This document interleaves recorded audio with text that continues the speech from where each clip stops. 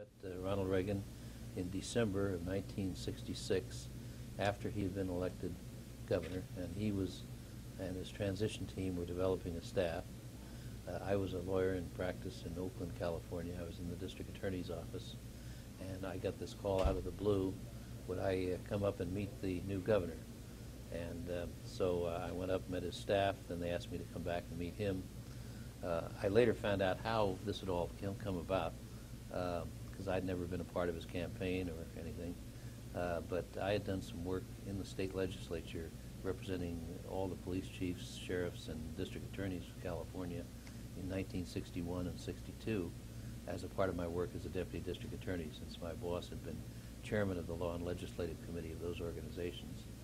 And that's how they found out about me. Somebody recommended me. And so anyway, I met with Governor-elect Reagan for about a half hour, and I was at the end of the half hour.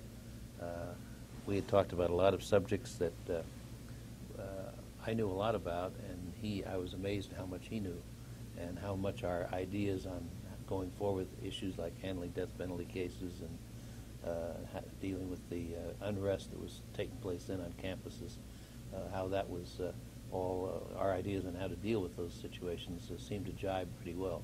So at the end of the half hour, he offered me the job, and I accepted.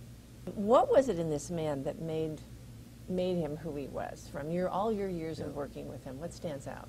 Well, I think he had a very good set of principles and kind of life principles that came from his mother, who was a very strong person, and I think helped mold his ideas. He was always a leader. That seemed to be an innate quality that he had. He'd been president of his student body in college. He was president of his class, I think, or had some similar job in his high school days. He just naturally gravitated towards leadership positions. When he joined, he wanted to ride horses, so he joined the Army Reserve and the cavalry unit at Fort Des Moines, Iowa, and then he took the correspondence courses to become an officer, and that was how he did it in those days, reserve officer.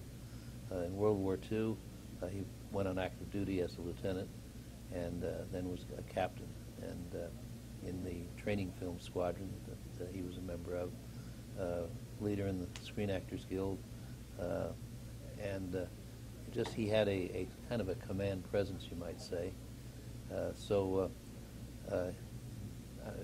don't know whether that answers your question about what he was, but he was also, he had a great personality. He got along well with people, but he was the kind of person, when he came into a room, everybody kind of recognized that he was somebody that they wanted to meet and talk to. And that was in his earliest days, when he was even before, from what I understand in reading, even before he ran for public office.